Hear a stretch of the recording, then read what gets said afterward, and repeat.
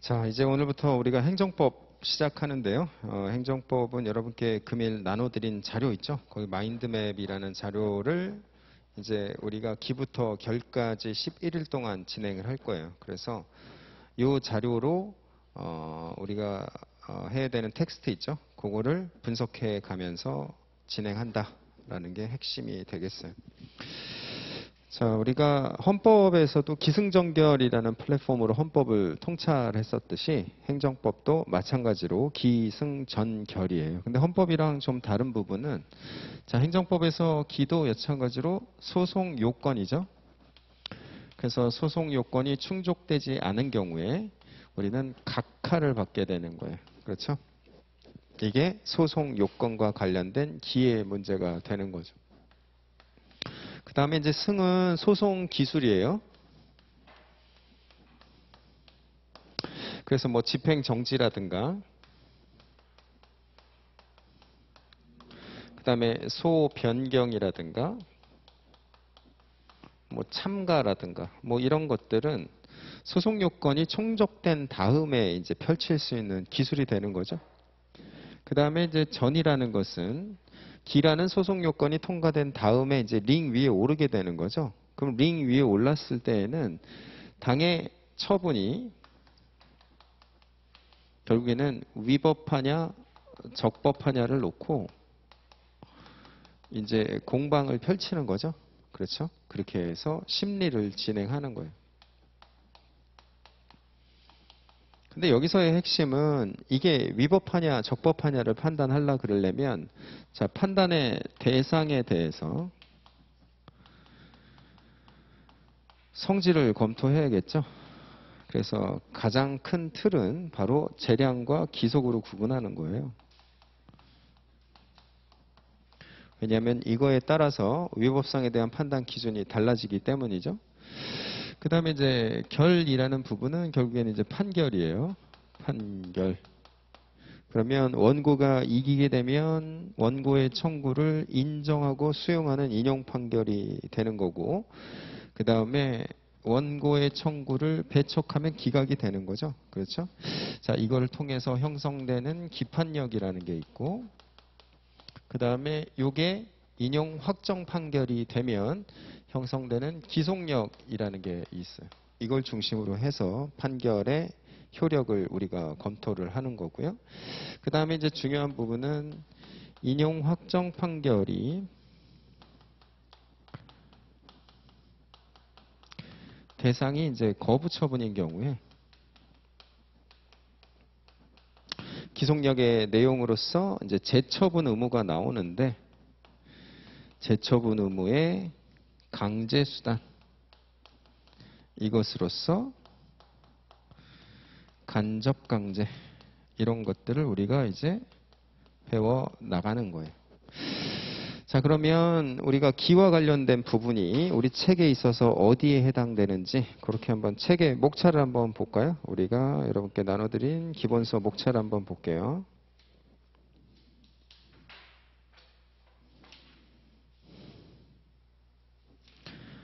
기본서 목차에서 우리가 챕터 5 있죠? 챕터 5 행정소송 챕터 5 부분에다가 여러분이 뭐라고 쓰냐면 거기다가 기라고 써주세요. 기. 거기가 기가 되는 거죠. 챕터 5 기. 어디까지가 기냐면 챕터 5에서 여러분들이 지금 쟁점 65 있죠? 쟁점 65. 쟁점 66까지 거기가 기가 되겠어요. 거기가 소송 요건과 관련된 부분이고요. 그 다음에 쟁점 67부터 우리가 처분 사유의 추가 변경까지가 승과 관련된 쟁점이 되는 거예요. 소송 기술과 관련된 것. 그 다음에 판결의 제3자효부터 우리가 판결의 기판력까지가 결과와 관련된 내용이 되는 거고, 나머지 파트는 다 뭐예요? 결국에는 당해 처분의 위법과 적법을 검토하는 승과 관련된 내용, 전과 관련된 내용이 된다라는 걸 우리가 알 수 있어요. 자, 그러면 우리가 이제 요 순서대로 해서 수업을 진행할 거니까 오늘은 여러분들이 어디를 펼쳐냐면, 자, 책으로는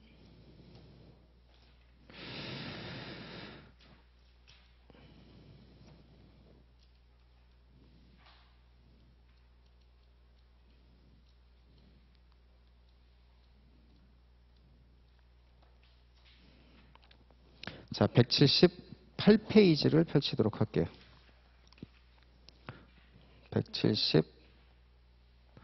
180페이지를 가도록 하죠. 180페이지.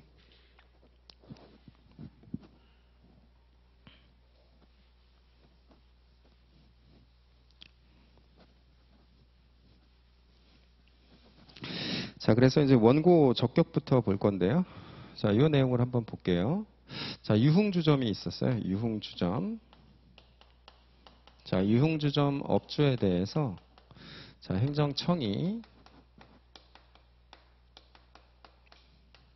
자, 영업정지 6개월을 때렸어요.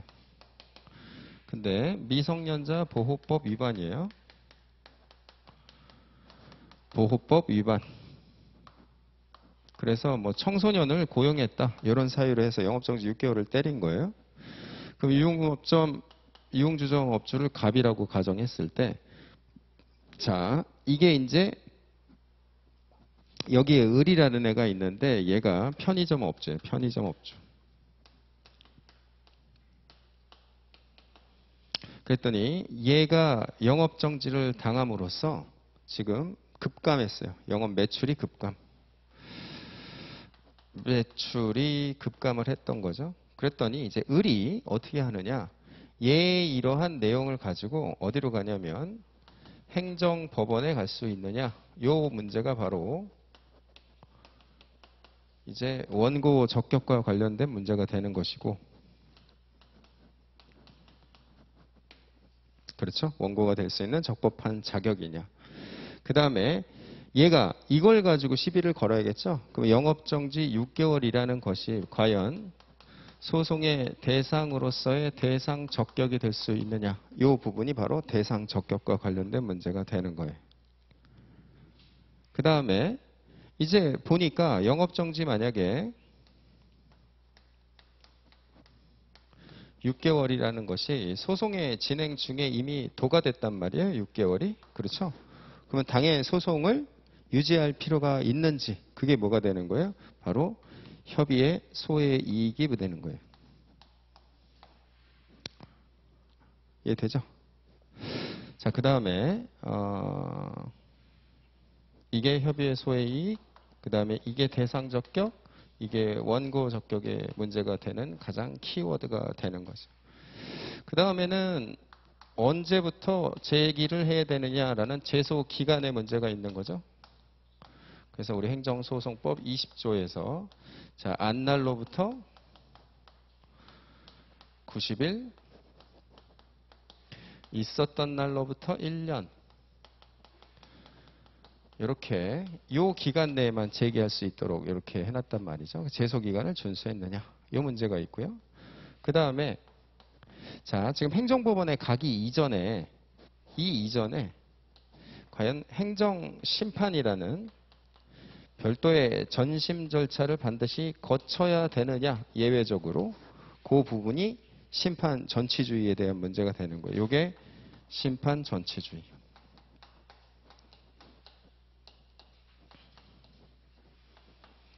자, 그 다음에 이 행정법원의 관할은 어디에 있느냐, 이 부분이죠. 그러면 이 처분을 때린 행정청이 만약에 관악구청장이다. 그러면 우리 토지 관할상 얘는 서울행정법원이 되는 거예요.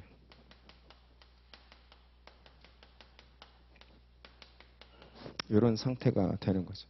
그래서 이러한 요건이 다 충족된 때에만 우리는 뭐가 되는 거야? 이렇게 되어야지만 이 요건이 모두 패스가 되면, 충족이 되었다, 패스가 되면 어디로 가는 거예요? 그 다음에 이제 본안으로 가서 뭘 따지는 거예요? 여기에 있는 영업정지 6개월이라는 요 당해 처분이 그렇죠? 요 당해 처분이 위법하냐 또는 적법하냐를 갖고 따지는 거죠. 근데 우리가 헌법에서는 어떻게 했었어요? 위헌이냐 합헌이냐 갖고 따졌죠. 그 얘기는 헌법에 부합하느냐 헌법에 위반되느냐 여부를 따진 거예요. 그럼 여기서의 법은 뭐예요? 이 법이 바로 자, 행정작용법이 되는 거죠. 근데 우리가 행정법은 헌법은 헌법이라는 단일법이 있었지만 행정법은 어때요? 행정법이라는 단일법이 없단 말이에요. 그래서 이 행정작용법이라는 것이 매우 경우의 수가 많은 거죠. 그래서 여기서 우리가 중심적으로 배우는 것은 뭐냐? 결국에는 행정 전반의 일반 원칙을 갖고 배우는 거예요. 그래서 우리가 관습헌법이라고 배운 것처럼 여기서도 행정법의 일반 원칙이라는 게 있는데 이걸 위반해도 역시 위법해지는 거죠. 거기에 부합하면 적법해지는 거고요. 그래서 이게 위법해지게 되면 어떻게 되는 거예요? 인용 확정 판결이 나는 거죠.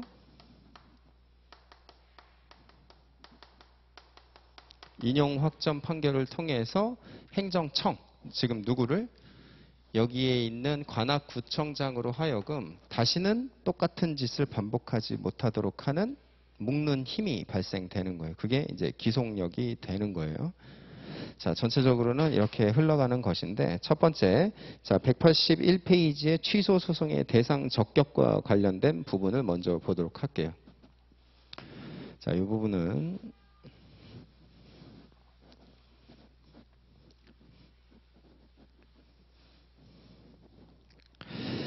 자, 여러분이 이걸 봐야 되는데, 자, 행정청이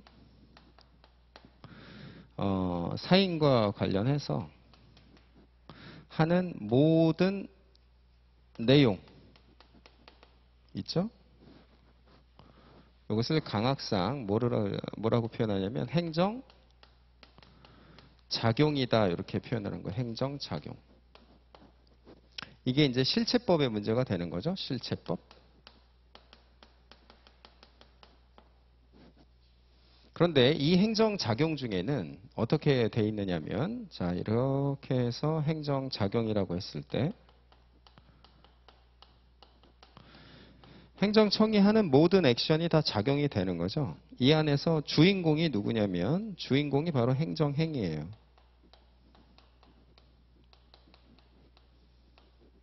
얘가 주인공이다. 행정행위라는 것은 여러분이 직관적으로 보면 행정청이 하는 법률 행위겠죠. 그렇죠? 행정청이 하는 법률 행위로서의 행정행위는 징표가 있어요. 징표. 자, 얘의 징표는 뭐냐면 첫 번째, 행정청의 행위여야 되고요. 그 다음에 구체적 집행행위여야 돼요.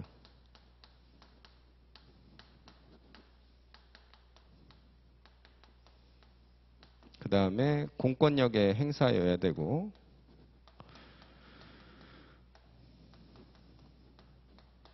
네 번째, 권리 의무의 변동이 초래돼야 돼.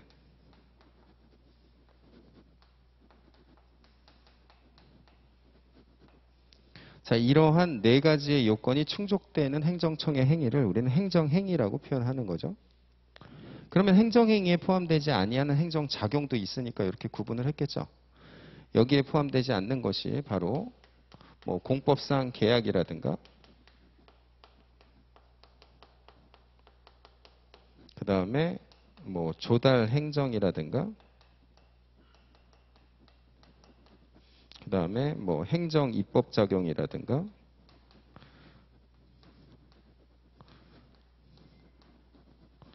그 다음에 뭐 또 행정 계획일 수도 있고요.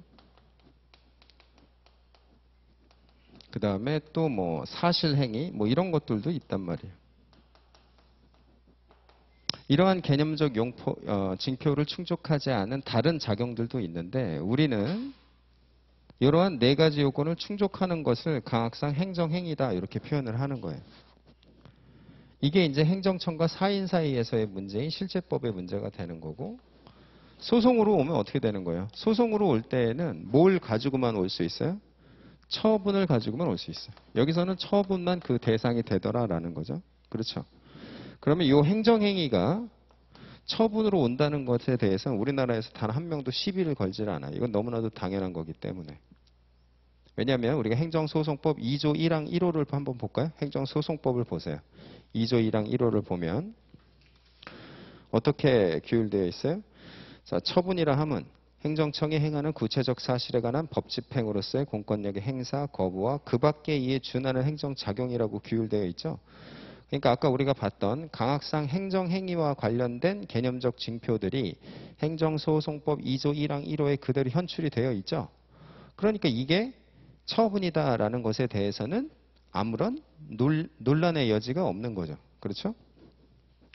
근데 행정청이 하는 모든 행정작용에 대해서 자, 법원으로 가져올 수 있게 되면은 국민들은 어떤 면이 좋아요?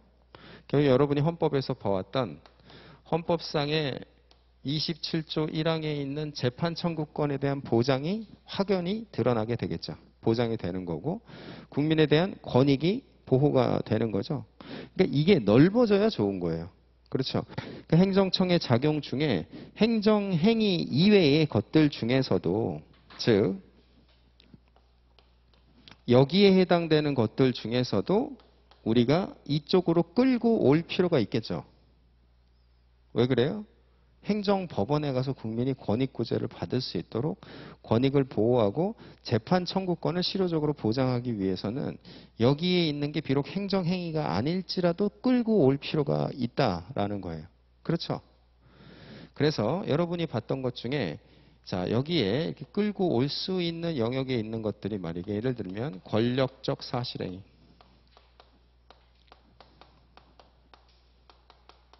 그렇죠? 그 다음에 법령인데 행정입법 중에서도 뭐 처분적 법령,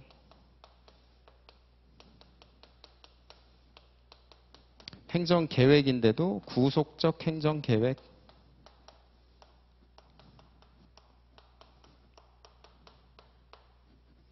자, 이런 것들은 개별적으로 일로 끌고 올 수 있더라라는 거죠. 그렇죠?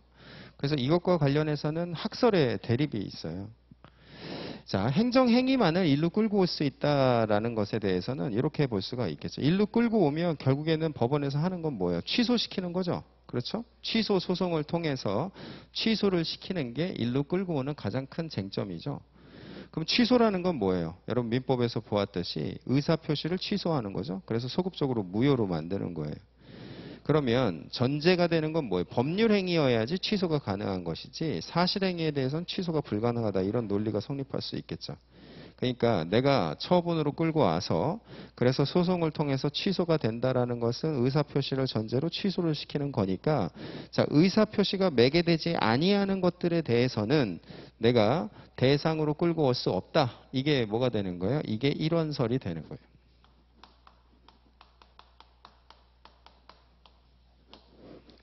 자, 근데 이원설이라는 것은 야, 그렇게 되면 재판을 받을 수 있는 기회가 너무 좁아지잖아. 이렇게 해서 이원설로 가는 거죠. 그렇죠?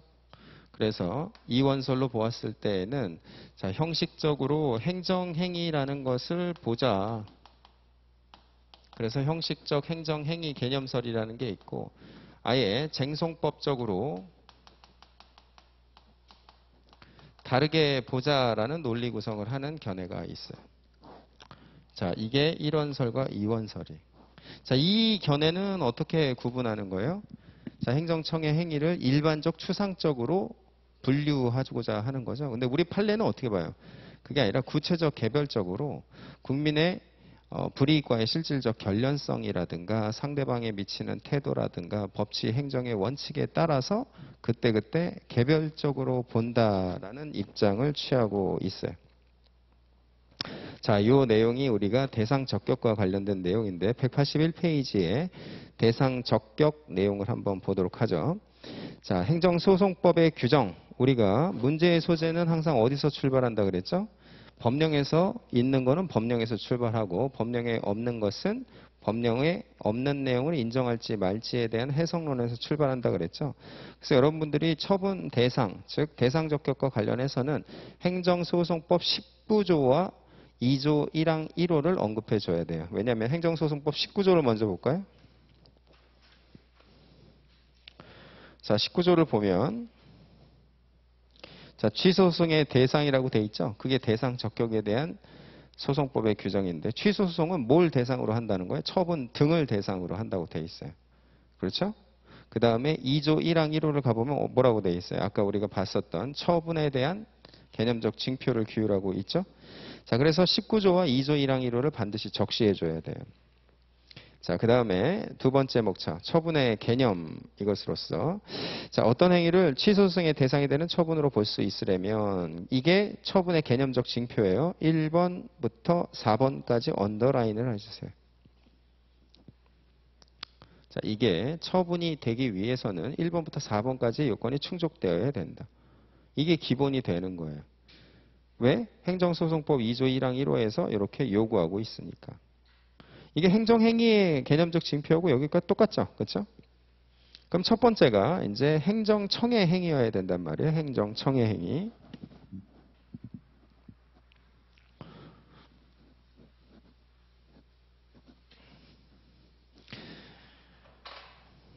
예를 들면 자, 사립대에서 퇴학을 당한 경우가 있고 그 다음에 국립대에서 퇴학을 당한 경우가 있어요. 이건 어디로 가요? 이건 민사법원으로 가야죠. 민사법원에 관할이 있어요. 왜? 사립대라는 것이 뭐가 되는 거예요? 사법인이죠. 사법인. 그러니까 민사소송으로 가는 거예요. 근데 국립대는 어때요? 국립대는 공법인인 경우도 있고 그렇죠? 그 다음에 공법인이 아니지만 결국에는 행정기관으로서의 역할을 하는 거죠. 자, 이런 경우는 어디로 가는 거예요? 이게 바로 행정법원으로 간다는 거죠. 그 얘기는 뭐냐면 행정청의 행위여야 되는데 얘는 행정청이 아닌 사인이죠. 그렇죠? 그래서 얘가 하는 행위는 행정청의 행위라는 주체의 요건이 흠결됐기 때문에 처분의 대상이 될 수가 없어요. 그런데 또 다른 예를 한번 들어보면 이런 예가 있을 수가 있죠. 예를 들면 자, 부산지방 법무사회라는 게 있는데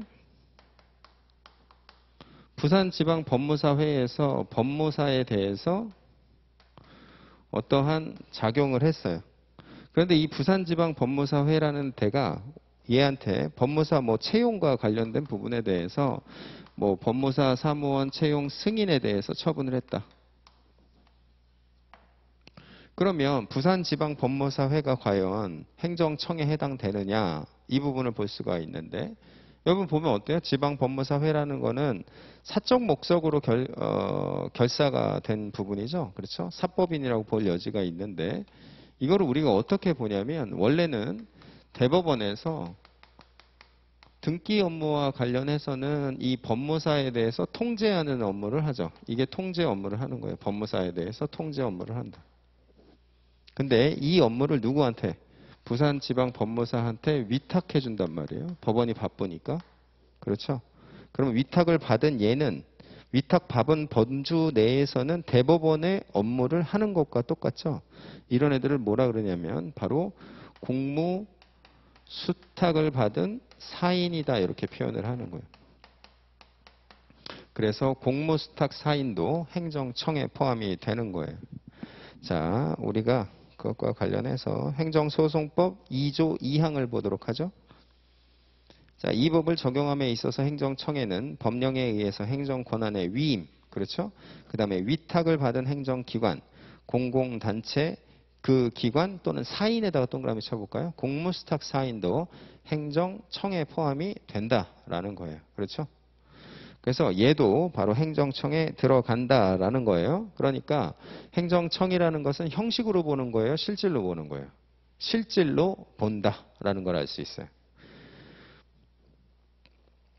자, 그 다음에 두 번째 요건, 구체적 사실에 관한 법 집행으로서의 행정작용이라는 표현이 있는데요.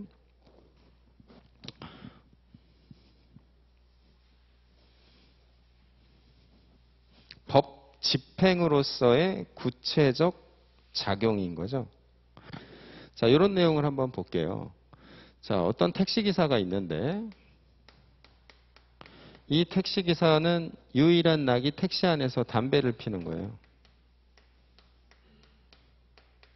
근데 어떤 법이 조례가 제정됐어요. 조례가 어떻게 돼 있냐면 택시 안에서 담배를 피는 자에 대해서는 과징금 100만 원을 때리는 조례가 제정됐어요. 그래서 지금 이 조례에 대해서 얘가 행정법원에 바로 갈 수 있느냐? 자, 이 문제가 되는 거죠. 이거는 행정청이 하는 어떤 작용이에요? 행정청이 하는 이게 기관 위임 사무라면 행정청이 하는 무슨 사무? 행정입법 사무잖아요. 행정입법 작용이란 말이에요. 그렇죠? 행정입법 작용. 그럼 아까 우리가 구분했듯이 자, 실체법의 영역에서 행정청이 하는 작용 중에 과연 이러한 처분의 대상으로 해당될 수 있는지 여부가 되기 위해서는 지금 우리가 뭘 보는 거예요? 1, 2, 3, 4의 요건이 충족되었는지 여부를 보는 거죠. 거기서 지금 뭐가 문제가 되는 거예요? 구체적 집행행위냐 이게 문제가 되는 거죠.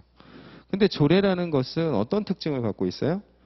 자, 누구든지 택시 안에서 담배를 피는 자에 대해서는 과징금 100만 원 이하에 처한다 이렇게 되어 있잖아요. 그러니까 누구든지 그 다음에 추상적으로 택시 안에서 담배를 피는 자라고 되어 있는 것이지 언제 어디서 누가라는 인적 요소와 시간적 장소적 요소가 규율되어 있을 수가 없죠. 그러면 얘는 이걸 가지고 직접 갈 수는 없단 말이에요. 이거는 어떤 특징을 갖고 있어요?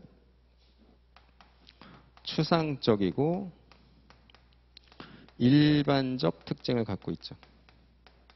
이건 누구예요? 누구든지. 그렇죠? 이거는 어떤 요소예요? 행위하고 장소와 관련된 내용이죠. 그렇죠? 이렇게 규율되어 있단 말이에요. 그럼 얘는 어떻게 해야 돼요? 얘가 이것에 대해서 시비를 걸고자 하려면 어떻게 해야 행정법원에 갈 수가 있어요? 이걸 어겨야죠. 어기면 어떻게 돼요? 어기면은 그때 드디어 이제 행정청이 뭘 때려요? 행정청이 과징금을 부과한단 말이죠. 만약에 100만 원의 과징금을 부과하면 이게 처분이 되더라라는 거예요. 이거는 이거하고는 뭐가 달라요? 이때는 일반적 추상적으로 규율되어 있었지만 때릴 때에는 어때요? 얘가 신림 사거리에서 몇 시에 뭐 어떻게 해서 적발이 되었다 뭐 이런 것들이 구체적으로 이제 현출이 되어서 그것에 대해서 처분이 때려진 거죠. 그래서 이 과징금 부과 처분을 갖고 드디어 갈 수 있다라는 거예요. 이걸로는 안 된다라는 거죠. 그렇죠? 왜? 자, 이 처분은 어떤 특징을 갖고 있어요? 처분이 될 때는 이 추상적이 뭘로 바뀐 거예요? 구체적으로 바뀐 거죠. 그래서 언제 어디서 그 다음에 일반적은 어떻게 바뀐 거예요? 누구든지가 아니라 그때는 누구로 바뀐 거예요? 갑으로 바뀐 거죠. 그렇죠? 갑으로 바뀐 거예요. 누구든지에서. 이거 안 보이나요?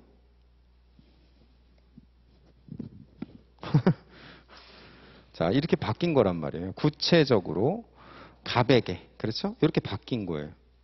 그러니까 이렇게 추상적이고 일반적인 작용은 행정소송의 대상이 될 수 없고 구체적이고 개별적인 작용만이 어떻게 되는 거예요? 처분으로 될 수 있다.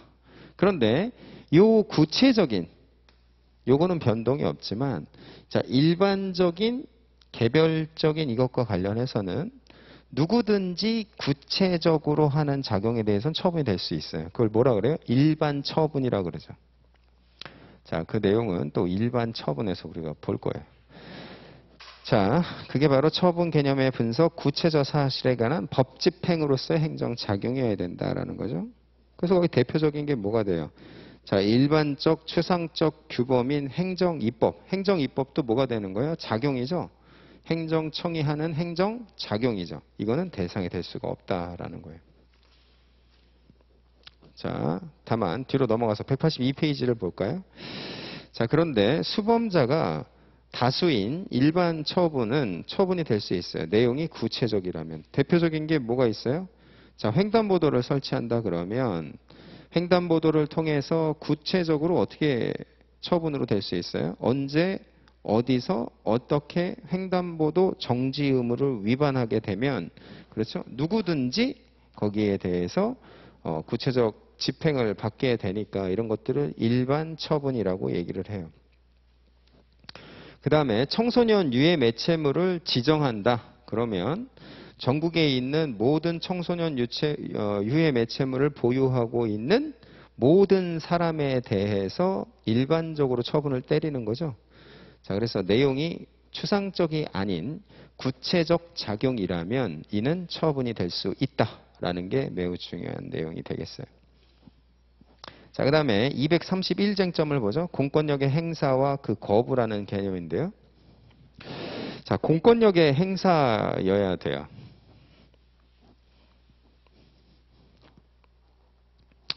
자, 여러분이 이제 검사가 임용이 된다 그럴 때 검사의 임용 방식, 자, 법무부에 내가 공무원이 되는 방식, 자, 그것과 관련해서는 행정청이 어떻게 하는 거예요?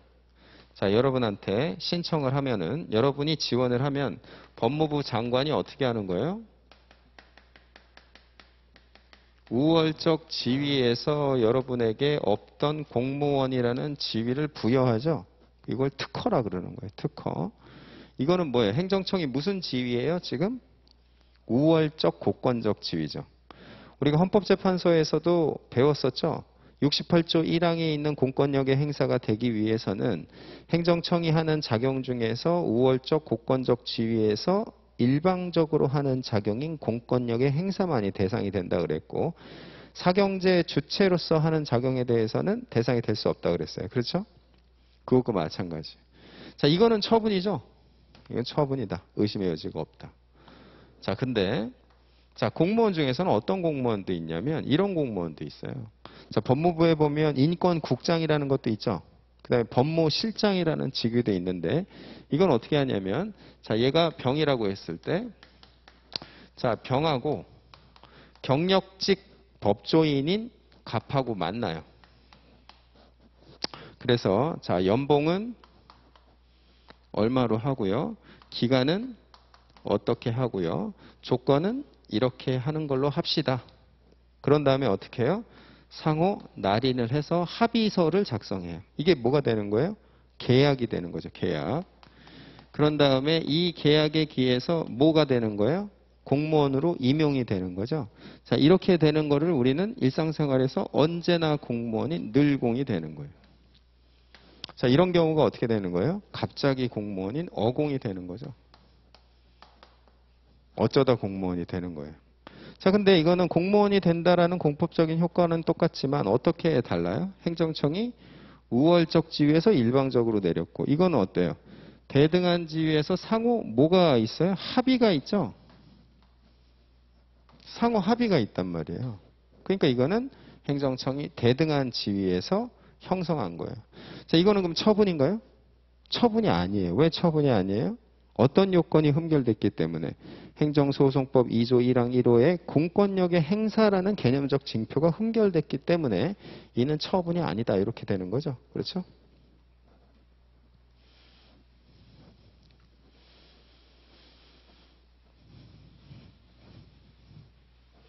이거 관련해서 이것도 한번 보도록 할게요. 자, 공공 입찰을 해요. 공공 입찰. 자, 기재부에서 기재부 장관이 어떤 프로그램, 예산 편성 프로그램이 필요해요. 그래서 이거를 띄워요. 자, 우리가 이걸 사겠다고 띄워놓으면, 자, 갑, 을, 병이 지원을 해요. 이걸 입찰, 참가라고 하는 거죠. 그렇죠? 입찰을 참가해요. 그러면 기재부 장관이 그 중에서 제일 조건이 좋은 갑이랑 이제 어떻게 하는 거예요? 너랑 계약을 할게 라는 요 작용이 뭐라 그래요? 요거를 낙찰자 지위 확인이라 그래요.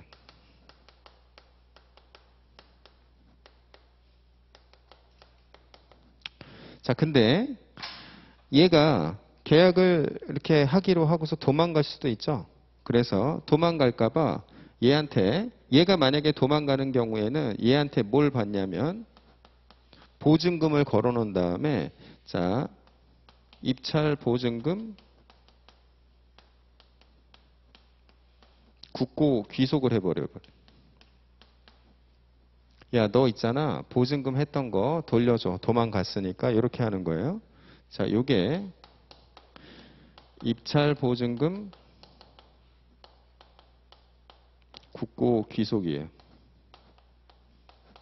그러면 요거는 이렇게 구분해 볼게요.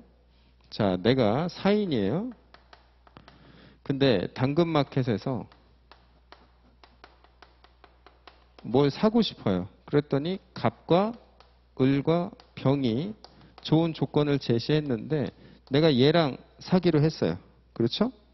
그러면 사기로 하고 계약을 야, 너 어디서 어떻게 만나자라는 것과 이것은 어때요? 본질이 같죠? 그 다음에 만나기로 했는데 안 만나갖고 미리 걸어놨던 보증금을 받아가요. 이것도 어때? 이거랑 본질이 같죠? 그 얘기는 뭐예요? 사인이 한 행위나 행정청이 한 행위나 본질적으로는 뭐예요? 사경제 주체로서의 작용이라는 것에서 본질이 같죠? 그렇죠? 자, 이거는 처분이 아니에요? 처분이 아니에요. 대등한 지위에서 사경제 주체로서 이루어졌기 때문에 이는 처분이 아니다. 얘네들은 처분이 아닌 거예요. 그런데 이제 이렇게 될 수가 있어요. 얘가 자꾸 이런 식으로 도망가요. 그래가지고 이제 어떻게 하냐면 야, 너 있잖아. 국가기관에서 하는 공공입찰에 대해서 앞으로 이제 절대 참여하지 마 이렇게 하는 거예요. 그게 뭐가 되는 거예요? 바로 부정당 제재가 돼요. 부정당 제재의 내용이 뭐예요? 입찰 참가 자격 정지예요. 입찰 참가 자격 정지 6개월을 때리는 거예요. 그러면 얘는 어떻게 되는 거예요? 그때부터는 국가 계약에 참여할 수가 없게 되는 거죠. 자, 이거는 어떤 효력이에요? 행정청이 갑자기 어떤 지위로 돌변한 거예요? 갑자기 우월적이고 고권적 지위에서 일방적으로 내리게 된 거죠, 얘한테. 이런 것들이 바로 뭐가 되는 거예요? 요거는 처분이 되는 거죠. 사인 간에는 이게 있을 수 있어요? 얘가 아무리 도망간다 그래, 야, 너 이제 당근마켓에서 나가. 얘가 개인적으로 그렇게 할 수 있어요, 없어요? 그건 불가능하잖아요. 공권력의 행사는 누구만 할 수 있다? 공권력 주체인 행정청만 할 수가 있는 거예요. 우리는 이런 걸 가지고 처분의 개념적 징표로서의 뭐라고 얘기하는 거예요? 공권력의 행사다 이렇게 표현을 하는 거죠. 그럼 여러분이 여기서 두 가지를 알 수 있어요. 자, 이거를 거기다 적어두세요.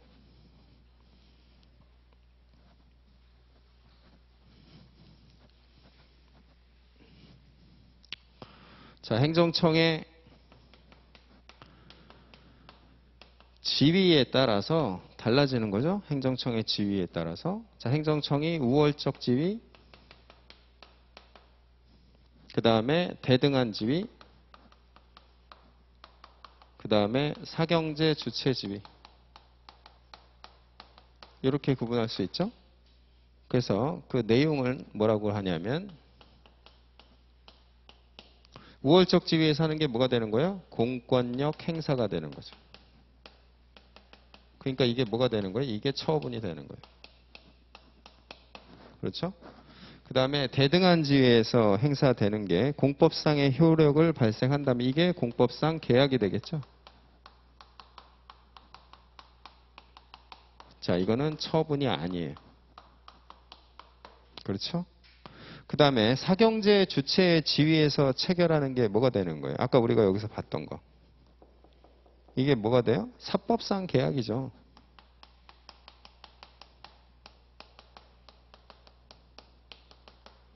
그러니까 이것도 처분이 아니에요. 그러면 소송 형태는 어떻게 가져가요? 자, 요거는 뭘로 간다? 우리가 보고 있는 지금 항고 소송으로 가는 거죠. 이게 항고 소송이에요. 이거는 공법상 계약과 관련해서 공법과 관련된 내용이지만 처분이 아니기 때문에 이거를 뭐라 그러냐면 당사자 소송으로 가는 거예요. 이거는 뭘로 가요? 이거는 무슨 소송? 사법. 그러니까 민사소송으로 가는 거죠. 자, 요거를 잘 봐야 돼요. 알겠죠? 그러면 얘는 뭐가 있어요? 얘. 자, 이것은 아까 우리가 봤던 것처럼 여러분 얘가 중요하잖아요. 얘. 자, 이게 뭐예요? 여기가 입찰 참가 자격 정지.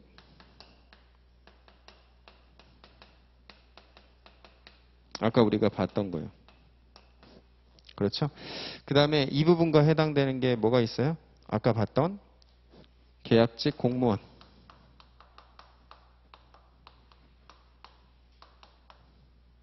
그렇죠? 여기는 아까 본 것처럼 이것과 이거죠.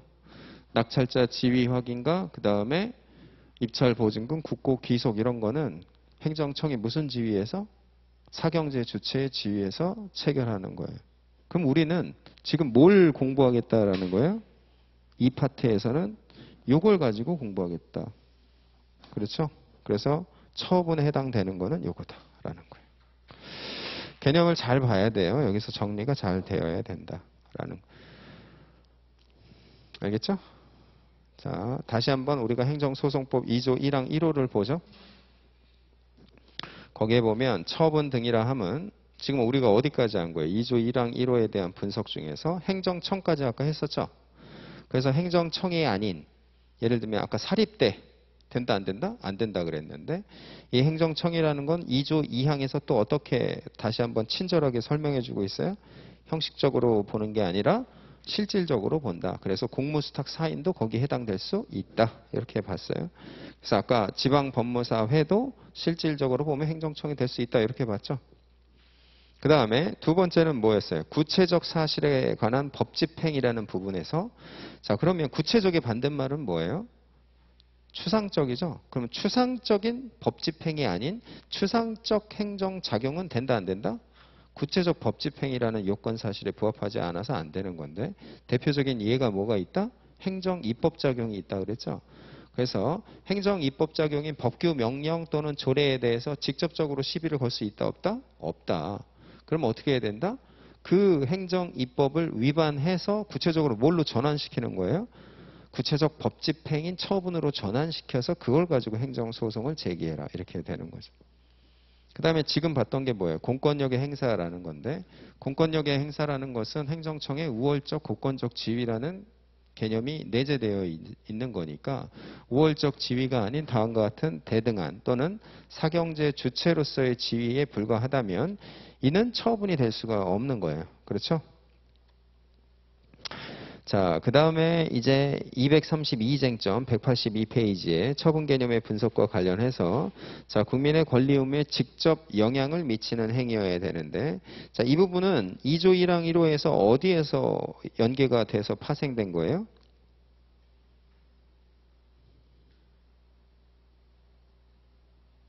법 집행이라는 부분에서 파생이 되는 거죠. 그러니까 법률 행위라는 거예요. 여러분 사실행위는 권리 의무가 변동이 있어요, 없어요? 사실행위는 권리 의무의 변동이 없죠. 여러분 예를 들어서 누구랑 연애했다가 헤어졌다 그래서 그 사람한테 부양 의무나 상속권이 발생하지 않죠. 근데 결혼이라는 법률 행위는 어때요? 배우자에 대해서 부양할 의무가 민법에서 부여가 되고 그 다음에 배우자가 죽으면 상속을 받을 수 있는 권리가 창설이 되죠. 그게 법률 행위예요. 그러니까 법이라는 표현에서 권리 의무의 변동이 초래돼야 된다라는 거죠. 그렇죠? 그러면 권리 의무의 변동이 초래되는 포인트는 어떻게 되느냐? 이 부분인데요.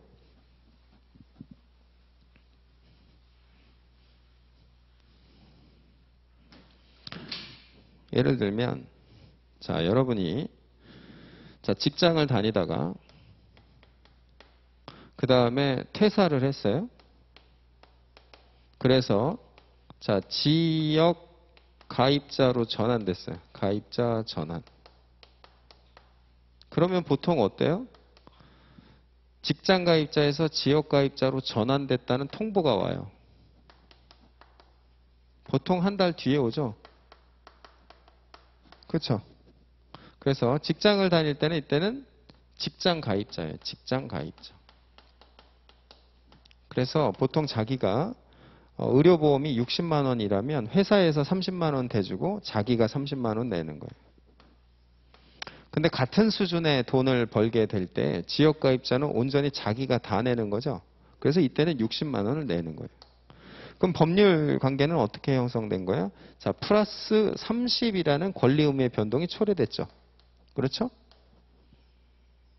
그러면 이 권리 의무의 변동이라는 것은 어떤 포인트에서 형성이 된 거예요? 자, 퇴사와 동시에 형성이 됐죠. 퇴사와 동시에 지역가입자로 전환이 바로 된 거예요.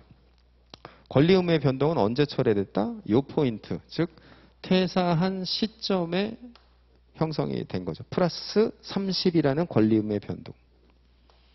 그런 다음에 1개월 뒤에 전환 통보를 했다.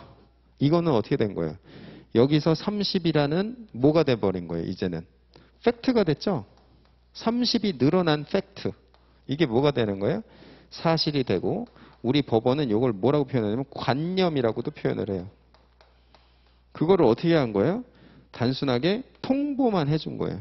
법률 관계는 여기서 이미 뭐가 됐어요? 완성된 거예요. 완성된 내용에 대해서 단순하게 확인만 해주는 것. 권리 의무의 변동은 여기서 초래됐어요? 여기서 초래됐어요? 여기서는 초래가 안 됐단 말이죠.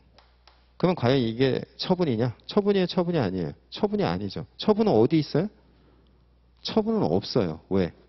여기서 행정청의 공권력 행사로서 이걸 만들었어요? 아니죠. 퇴사라는 것 자체에 의해서 법률적 효과는 이미 완성됐기 때문에 여기는 처분이 전혀 없는 거예요. 알겠죠? 그럼 이걸 갖고 다투려면 어떻게 돼요?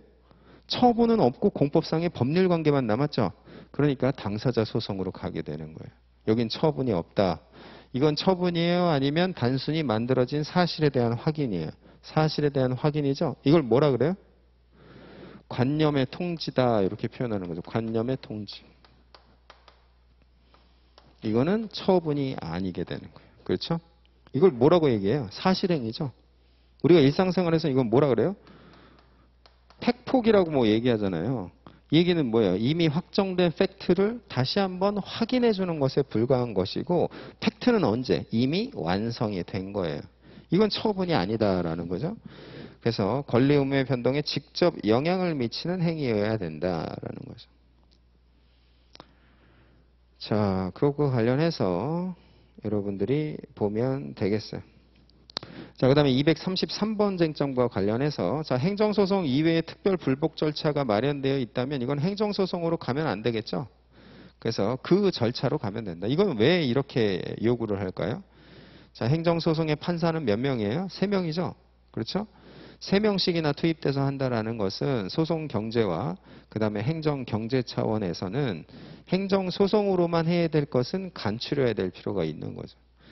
이런 것들이 어떤 게 있어요? 검사의 불기소 처분에 대해서는 어떤 걸 할 수 있어요? 우리가 검사의 불기소 처분에 대해서는 형사소송에서 뭘 할 수 있어요? 재정 신청할 수 있고 항고할 수 있잖아요. 자, 그런 걸로 가면 되지. 굳이 행정법원에 올 필요가 없다. 자, 이런 것들이죠. 자, 그 다음에 경찰서장의 통고 처분에 대해서는 뭐 이것에 대해서 이의 신청할 수가 있고요. 그 다음에 비송사건으로 넘어가기 때문에 이런 것에 대해서는 행정소송으로 갈 필요가 없다라는 부분을 우리가 볼 수 있어요. 그래서 자, 처분에 대한 개념적 징표가 2조 1항 1호에 대해서 분석을 통해서 여러분들이 지금까지 본 거예요.